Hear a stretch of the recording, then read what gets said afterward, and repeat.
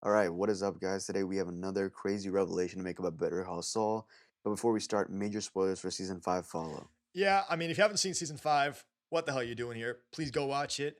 But if you do enjoy this type of content, please subscribe to our channel. We've got a lot more news coming up for you guys, so stay tuned. So, the BCS YouTube account likes to post script to screen videos where they show clips from an episode as well as the script from where it was adapted. They end up doing this with the first episode of season 5 called Magic Man, and it looks like the writers basically confirmed the intention of the creepy cab driver in the first episode as well as hints as to what Gene's endgame is. They say that Gene thinks that Jeff, the cabbie, wants to use his knowledge of Saul to blackmail him and get some extra cash. There are some wild theories floating around saying that Jeff works for Kim, Lalo, or even Heisenberg, who might not be dead at this time according to the writers. But assuming Saul's thoughts are to be taken as canon, this guy is nothing more than a simple scammer. Yeah, so if I were Saul Goodman, I don't think this dude is like on the level of somebody like Lalo or Heisenberg. But at the same time, he meaning Saul cares enough to have some plan under his sleeve. And also, according to the script, the writers confirmed that Gene will be embracing his former persona as Saul Goodman one more time in response to Jeff's shenanigans. Now, this guy Saul, or Gene for that matter, he's tired of being downtrodden by society, living a life that isn't his, and running away from folks who might recognize him. And this line pretty much sums it up, right? They say, "Goodbye, Gene Takovic," but in his heart, he was always more than Gene the Cinnabon manager. I'd love to see our boy Saul one last time, Hail Mary for the crowd watching him.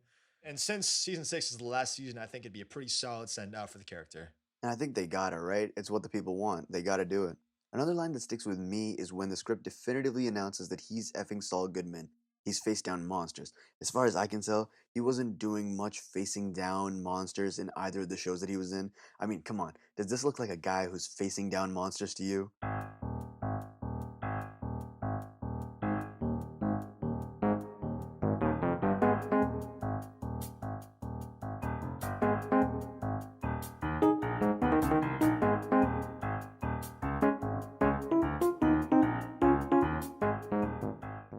It's not like his attitude towards those folks was unwarranted, but I do think this whole facing down monsters thing might be referring to a confrontation he has with Lalo in the future. I mean, Lalo was pissed at the end of the finale, so I think a confrontation with Saul is definitely underway, especially since a large reason why Lalo was unaware of the impending threat of Gus's assassination attempt was because Kim and Saul tried to cover it up with the whole car thing. And the more I see Lalo's confrontational style, I just enjoy those scenes so much.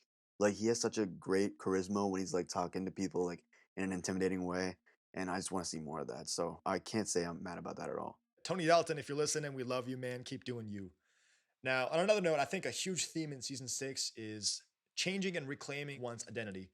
We're going to see a lot of things that Jimmy does that end up turning him into Saul Goodman.